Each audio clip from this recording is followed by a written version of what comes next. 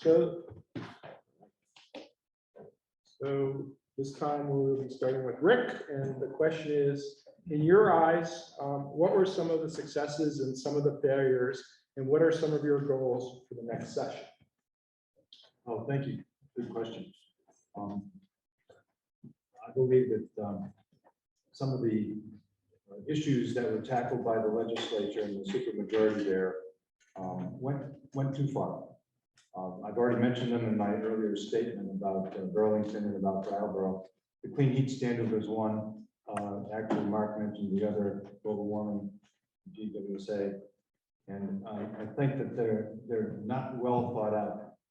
The goals are laudable. The objectives are positive ones, but I think they're not well thought out, and they're actually trying to, in one case with the clean heat standard, they're actually trying to force people off of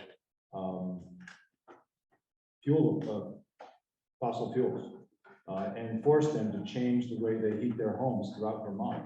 So if you're watching this, that's what's coming. That's what the legislature is aiming to do, is to get you to change the way you heat your home and to make you pay for it with a new heating system. That's down the road, but it's on its way. The fact that that failed is a success, looking back at the legislation. As far as a goal that I had, I would like to see legislation proposed. Realize this, you've got 150 House people in the legislature and 30 senators. All of them come there with an agenda. They're asked questions like we're asked tonight, what are you going to do? Well, they all come with an agenda and they have their legislation that they're going to sponsor. So think about this. We have a state statutes, and every time the legislature meets, there's an attempt to tweak them, change them, add to them, and every single legislation that's passed infringes on somebody's freedom. And I believe that the freedom of the individual at the local level is paramount. Now, obviously, we have to have some balance. We're almost done. Okay, so I'll have to stop there and maybe pick it up at another point. Great, thank you. Mark? You're next. Yeah, I didn't hear the question. I'll repeat it. Good, you're quiet. In your eyes, what were some of the successes and some of the failures, and what are some of your goals for the next session? For the next session. Yeah, next legislative session, which will start in January. Successes and failures. Yeah, past successes and failures, I believe. Yes, I don't see that they've had any successes in the last 10 years. I've been here in Vermont for 50 years. Things have done nothing but get worse.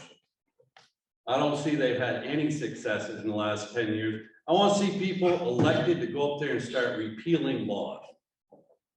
Not making more pork barrel policies that adds this and this and this in a sneaky little fashion under some bill that has some innocuous language to it, written by lawyers in summer committees. Legislatures are supposed to legislate. They're not supposed to have lawyers in summer committees do the legislation for them in a sneaky fashion. So that's what I want to see. Real successes. Garbage legislation repealed. Thank you. Wendy? Thank you. I'm getting a good list of successes, actually. So this is a really helpful conversation. I think the legislature, you probably know, received a lot of money from COVID, both over the last 4 years for economic relief. They spent a lot of time trying to figure out where to put that funding. A lot of it went to housing. And I think they did a good job on housing, because what they did was they increased the programs they've used through the years, the programs that build affordable housing, that subsidize affordable housing, but then they added programs for private landlords to be able to renovate those properties. So they actually went outside of just public entities and included private entities, which I thought was really important, because those private landlords also need assistance, and that's a really important source of housing. The pension funding reform, I thought was terrific. because it started to close the funding gap that we have. That was a huge liability. They stopped that liability, and the employees have much more secure pensions, so they won't be out on the street joining. Oh, darn. Okay, failure actually was a clean heat standard. We'll talk about that. The failure to adopt the clean heat standard. So I want to sound like a broken record, so I'm going to talk about a few different successes. You know, some of the pieces of legislation that I think have been helpful. There's been more money allocated to childcare, which I think is essential to supporting our workforce. But you know, there's a caveat there, which is that it's not every problem you can just throw money at it and hope it gets better. There's also rules and regulations that need to be changed and moved around so that people can more easily get into these professions and so that families can more easily access childcare. I've really loved seeing all the support for migrants and refugees who are coming into Vermont. I've really appreciated that. I also know that there is a student loan repayment program specifically for nurses that I learned about from another legislator. I think that nurses, there's a number of areas that are really lacking in personnel, but nurses are one of them. And I think that, you know, if we want to have quality healthcare providers and people living in this state, we have to make sure that they're not strapped down with insurmountable debt. Failures, the thing that I'd really like to see is a change in Act 250. You know, I would really like to see more changes in Act 250 so that village centers can be more developed as those towns see fit. You know, I certainly want to preserve our green spaces, but I also think that people who live in a town should be able to access basic amenities and a number of other things. You know, for example, I live in Dummerston, and if I want to get the basic necessities, I have to go to New Hampshire. So I'd like to see some more changes with Act 250 next year. Thank you. Tim?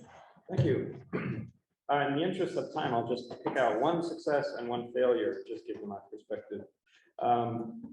My number one issue, as I said before, is trying to fix our broken childcare system. And I think there have been some really good successes going on.